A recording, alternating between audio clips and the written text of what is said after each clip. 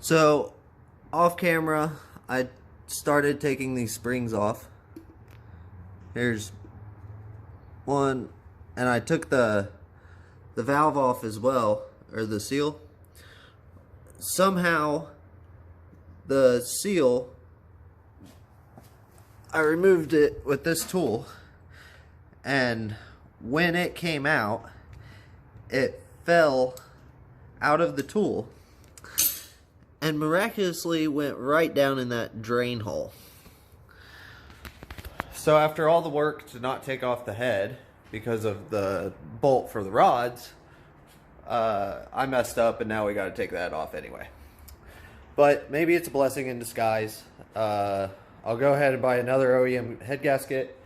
Then we go over to the old sr20vet parts. I have a full set of ARP head studs. So we'll go ahead and take the head off, put the new head gasket on, run the ARP head studs. We bought these SuperTech valve seals. Those are for P11 heads, and they do not specify on their website, nor do they specify when you email asking for them. Only when you purchase it and it's wrong do they even acknowledge that it is only for P11 heads. So if you have a P12 or a VET, do not buy SuperTech valve seals. They will not fit.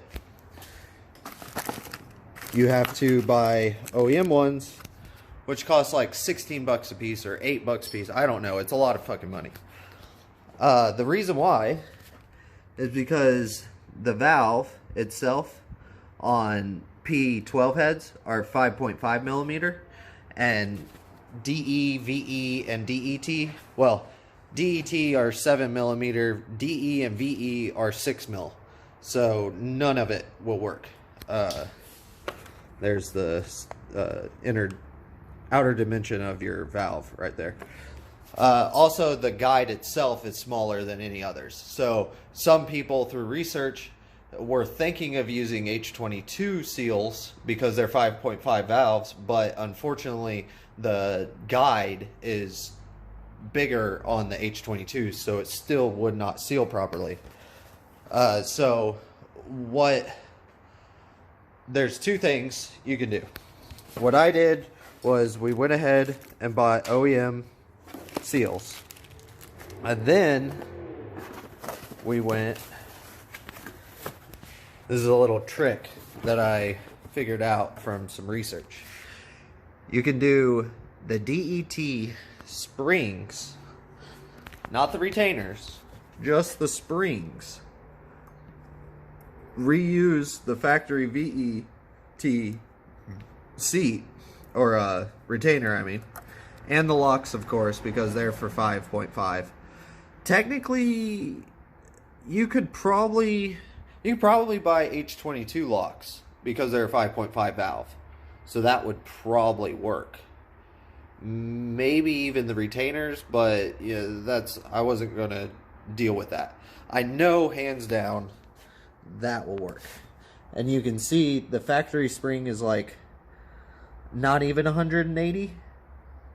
This is 220 spring rate. So you can see the press down, like I can't press either one down, but this one's taller. So that's your higher spring rate.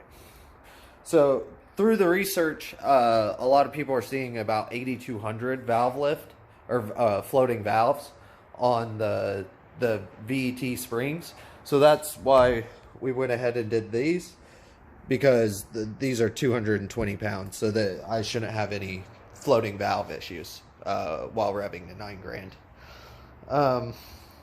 Again, kind of a blessing in disguise, because we can check what the pistons look like, make sure there was no detonation from all the other test drives before I did the intake manifold, fuel injectors, and all that shit.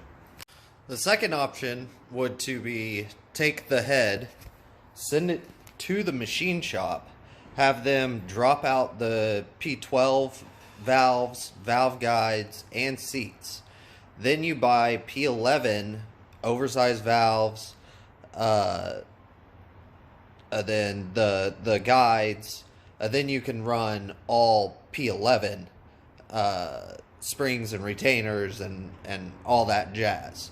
But that would be, who knows how much machining. I've done it before, and it just, especially with cutting oversized valves, you got to make sure you get the right person.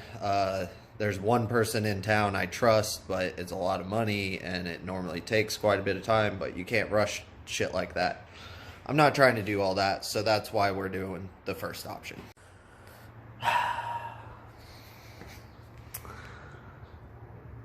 So that's what happened. It literally fell through that hole down to there, and because somehow it fell straight down, and then when it hit, it turned sideways. When I tried to use the magnet to pull it out, it wouldn't. So I guess we're lucky it stayed right there. So this man, I'm liking it. That's especially for how much it was leaking, which you can see on that side they're dirtier. This is clean. And no detonation. I mean, that's clean. I really can't argue with that one. I wish I was ballsy enough to reuse the head gasket, because I'd put it all back together, and I have 4 days off. I could have this whole thing back in here. But we all know it'd leak. Put the spring compressor back on. Went ahead and took those valves out, and we're just going to be very careful. You have to make sure those valves go back to the seat they came out of. So that means 3, which would be 3, needs to go back. So everything's labeled. You just need to be very careful when we're putting everything back to pay attention. So I think the easiest way is we'll just drop all these springs, drop all the valves, bust all these springs, pull out the locks. We'll soak the locks. We'll soak the retainers, and we'll probably come back tomorrow. That way everything's clean. There's no reason to rush it. I'm also going to just hose this thing down with brake clean now that it's off.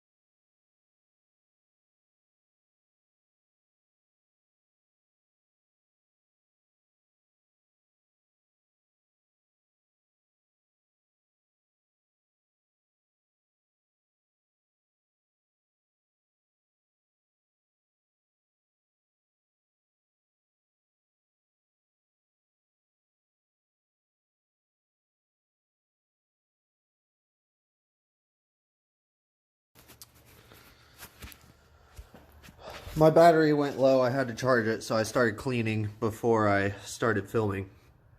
As you can see, it's making quite a difference. The issue, and one of the reasons why I actually started changing the seals, is because you can see all the pitting that's now on the exhaust seat. What that's from is oil coming in and the valve shutting, and it actually compressing that oil, and over time it's pitting. which is causing damage and which will cause it not to seal.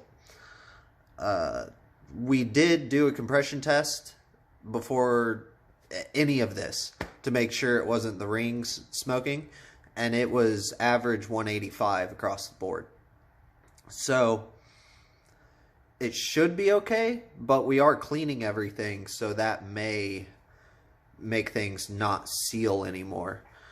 There are other options for me that I'm thinking about. We'll just have to keep that a surprise. For right now, I'm going to continue cleaning this. Almost done with this one, and 4 more to do. Then we'll come over here and clean the exhaust valve as well. You can see how much crud's on it. The intake looks a lot better. It's actually quite clean. So we'll just kind of hose it down a little bit, make sure there's no debris like right there. And then we'll put it back on.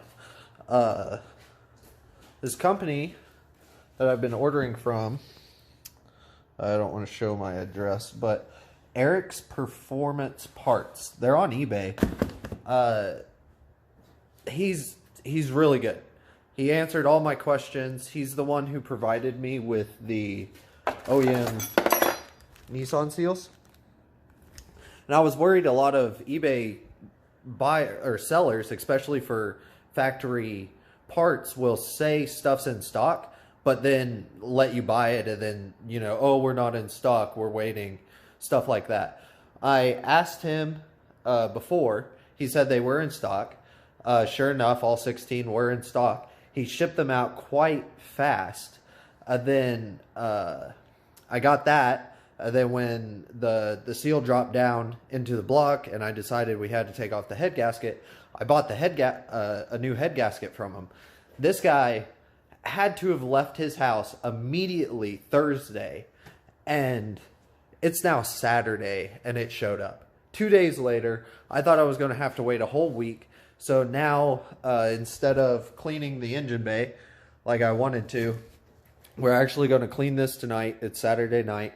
And then hopefully Sunday, we can start putting the new seals in, do the valves and the valve springs, and hopefully put the head on. I've measured the ARP head studs, and they seem to be a little tall. We'll have to, through research, you can use them, but this is such kind of odd deal that nobody really knows.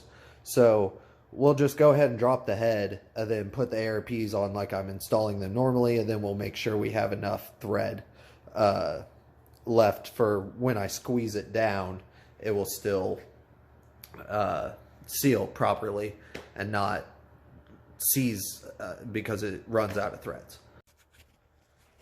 Just finished cleaning it. As you can see, it's a world of difference.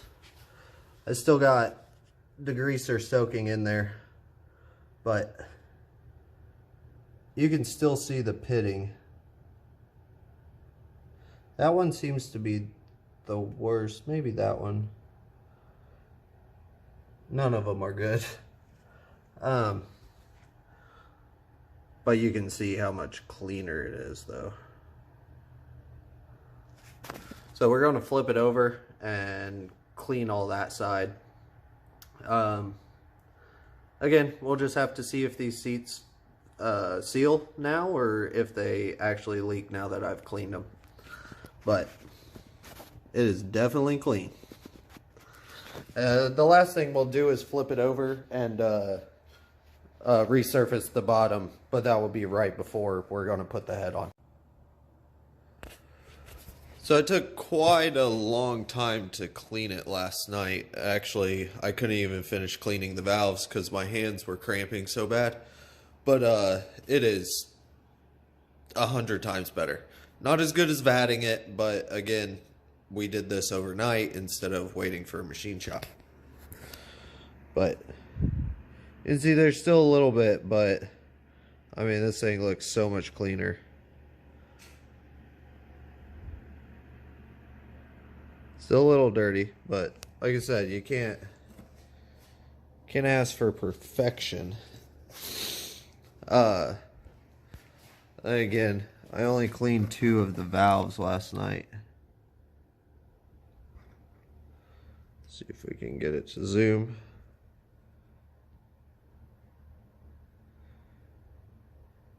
So you can see that I sprayed it with WD-40 afterwards. Versus that, you can really tell on that part right there. But and see, I cleaned all that oil gunk off.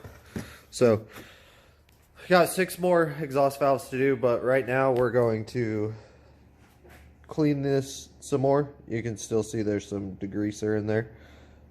Clean that degreaser out, and then we're going to install the seals. Just finished installing the intake side of the seals.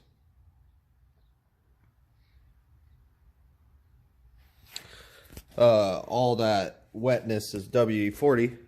So, reason why I went on eBay and grabbed this whole kit is because it came with the remover tool. It obviously came with the sliding and all the spring removal stuff, but it also is for removing your seals and reinstalling them. So all these are different sizes, and what it's meant to do is, this is the old seal. If you can see, fits perfect in there. So what it's doing is it's resting on that little lip right there and protecting this seal so it doesn't get ruined. So what you do, I'll give you an example. You just spray that down a little bit. And come over here, one of the good seals. It doesn't take much. In fact, that's a little too much, but it's fine. And so you start by hand, and then you take this little tool, and it just fits over there. And then you can either press it down, like that, or you can tap it down with a hammer. I like to do it by hand like this to make sure it sits down, and then just go through all of them and tap them just a little bit to make sure they're seated all the way. But that's how you do it. I'm going to finish the exhaust side, and then we'll get to reinstalling the valves and the new valve springs. As you can see, I've already started installing them. There's the red from the Brian Crower 220-pound valve springs. And then again, we're just reusing the OEM retainer and locks. So we're installing them exactly how we uninstalled them. I'm installing this one right now. So we're just, again, making sure, see the number 6 that I put there? This is the number 6, the valve. So making sure we're staying with that. And then we just clean the retainer, put it there. You can see it lines up pretty well. And then we'll flip this over to here. And so the tricky part is getting those locks in there. And so you compress it like that, and then you want to hold it about at this height and put both the locks in there. That way one doesn't fall lower than the other, and you can actually install it properly.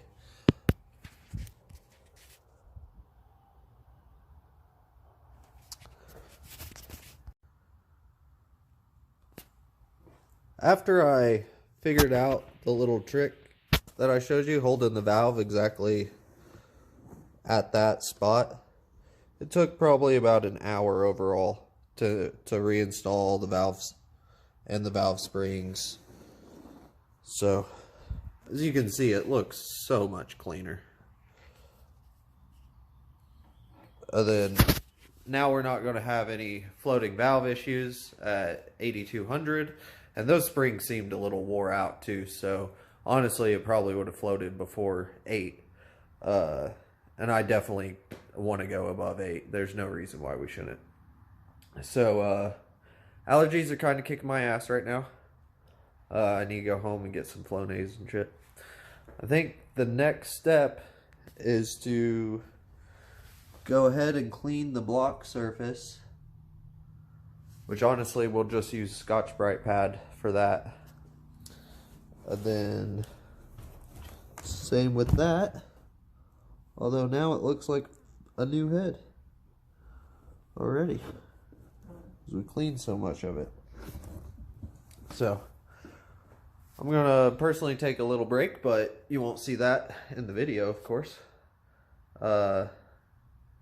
Just taking my time, doing it slow, make sure everything's right and done properly, because if we break anything, we're kind of screwed. So just taking it slow. It's taken a little bit more time than I thought or wanted, but main thing is that it's getting done. I've just finished prepping the surfaces. See, we got that one all cleaned up. Got a little staining right there still, but that doesn't matter.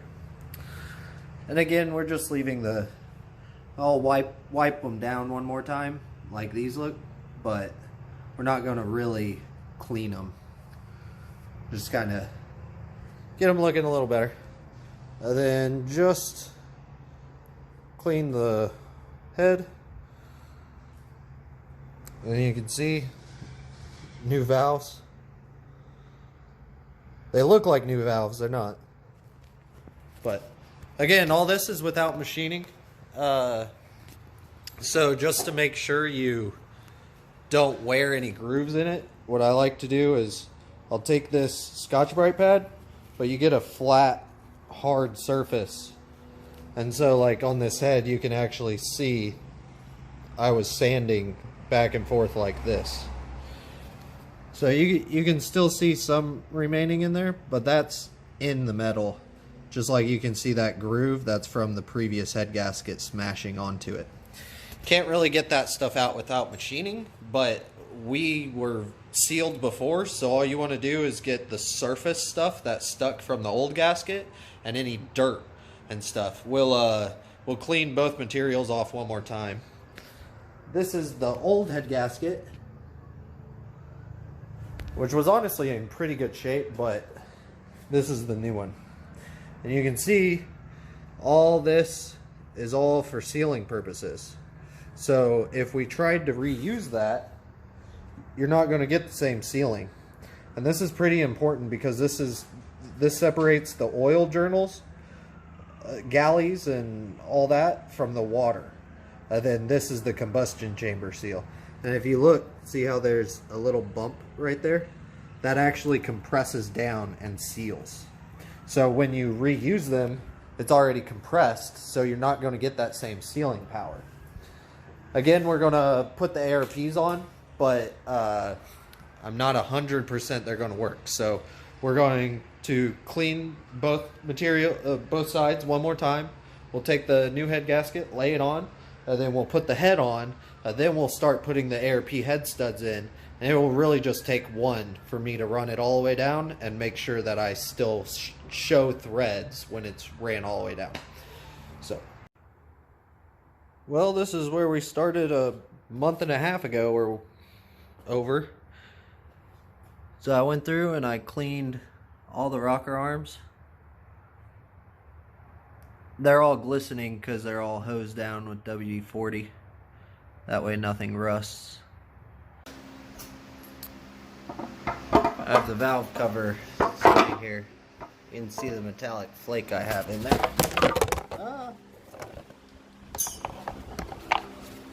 I don't want any dirt to get in there, but you can see we're back. And everything, it looks so much better when it's clean. It's on. top dead center. We're at 10 o'clock with the dot, or with the dial, and then 12 o'clock on this one. You can't see it, but it's in the middle of the circle. Anywho, there it is.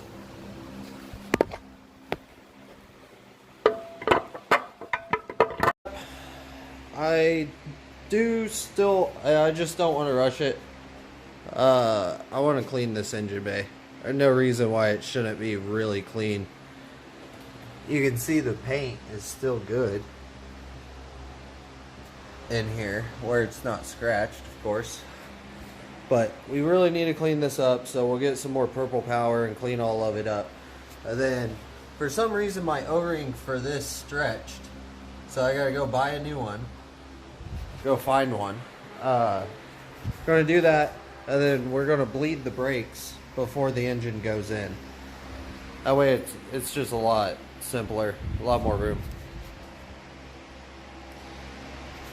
So we'll do that, clean the engine bay, and then we're gonna go over here and clean this as well before it goes back in. We're gonna finish cleaning these ports out as well. Put the valve cover on, of course, and then we're ready to go back in. Well, I know no one's going to see it when the manifold's on, but as you can see, looks entirely better. Still a little dirty in places, like way back there. Just a little purple power. Got the turbo manifold put back on and the intake manifold. Changed a couple of things. We switched that hose over so it's not kinked anymore. So I added this 90 degree, I cut this off, and then added a little spacer. That way nothing's kinked. And then same with my drain line. It was just a little short before it ended probably halfway on the fitting. So I had some dash 10 left over from the catch can we did, so I went ahead and used it and made a new line. And as you can see, we've now cleaned the engine bay as well.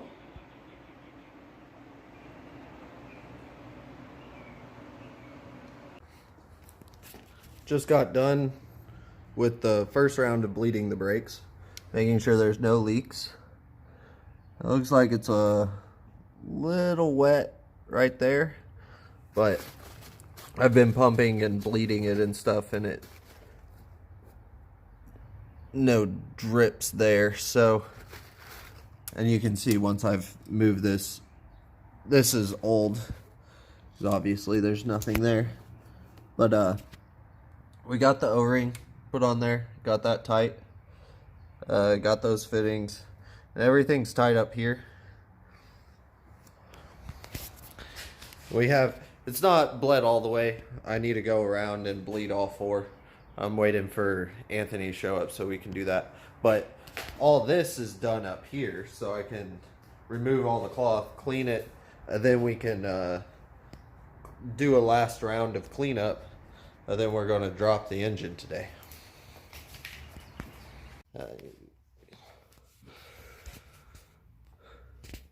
There it is, back in there. Looks so much better when everything's clean, huh? We got the dump tube made. It's not wrapped yet, but we'll just go ahead, just like we uninstalled it, put the oil lines on, reconnect the actual wiring harness. Went ahead and loomed it, or taped or zip tied it a little better, and heat shrink some of the heat shrink since we're almost done. But as soon as I did that, I went and bought a electronic fuel pressure gauge to hook up to the Haltech, but we may do it before it starts, or we may not. Just reinstalled the exhaust way down there. So it's finally sitting where it's supposed to.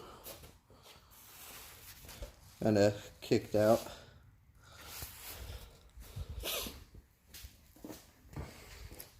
So yeah, I think I'm going to do the oil lines and then the wiring harness, so then I'll do these water lines, which are so hard. You connect this one there and this one right up there. You can see where I'm moving it. And then the fuel line just gets connected right there. But we need to put this hose on first. I need to dig out the worm drives. I need 2 apparently. Before I go home, we'll recap. I got all the water lines on down here and zip tied. This fitting is tight. These are loose. What else? Motor mount's tight, of course. Got the oil lines on. Got the wiring harness on. All we have to do is actually install the grounds. One here, one there. This one going from the body to the chassis. This gray one down here is the one from the battery that needs to go to the engine. There's like one or two other grounds that need to run from the chassis to the engine. We also got the starter wires all done. I don't know if you can see. Yeah, maybe? Nope. Maybe from there. There you go. So the big one is power from the battery, of course. Then one is this. I do believe this one is the one for the starter button, and so it has a fuse right here, and so it runs inside the car to a button, and then the button runs out here to the trigger signal.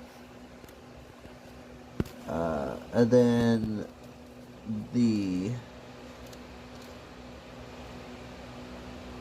other 2 wires are, one go to the alternator, which would be this one, and then the other wire is running up and powering the OEM fuse block. So that's how we kept it simple with converting everything for the 4-cylinder. So all the factory stuff still works. Even my turbo timer that was wired up with the REW, all that jazz, is all still working.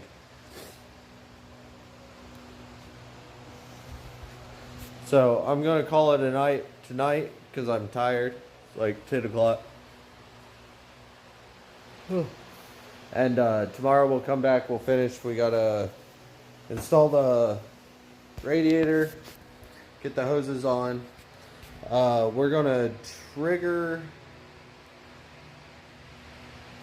We need to sync the timing before we put the intercooler on, because that's the mark down there. And then the intercooler sits about right here, so it's pretty hard to even hold something there, let alone see it. So we need to figure that out before the intercooler goes in. Besides that, everything else can go in. We can put the catch can back in. We need to tighten all the fuel lines, including the ones underneath the car. We got a lot of stuff to do tomorrow. So here we go, about to put the oil in. Got the radiator in. Got the swirl pod in. All of it's tight and installed. Got the rest of the grounds on. That one's installed. The ones under there are installed. And the coil ones are installed right there. crawled up underneath the car and tightened the fuel lines underneath on the fuel filter.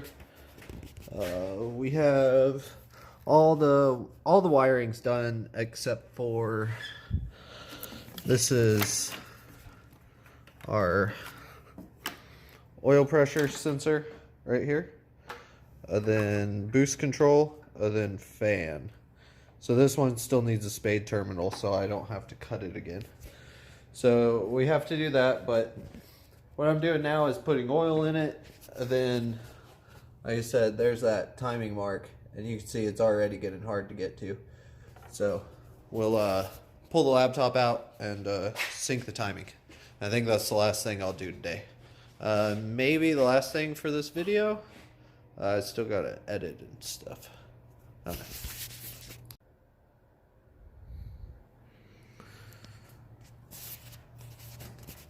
Sync the timing. There's too many things to do to film it, but we are so close, it's not even funny. Got the boost controller all plumbed up and it's plugged in down there. And got that wire zip tied right there. Got the intercooler in, a hot side, cold side. Also did the vacuum lines over here, so it comes down.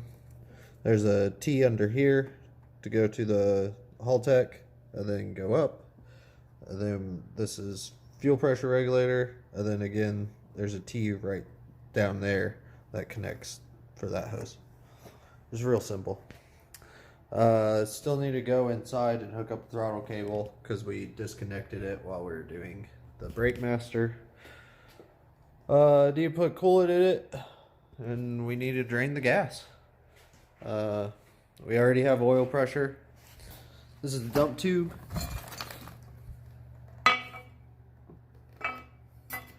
Little burnt tip on there, but still needs to go down there. I need to wrap it, but this is probably going to be the end of this week's video. I'll do all those things probably Tuesday or Wednesday off camera, or put it in next week's, and then we're going to start it on E85. See how that goes.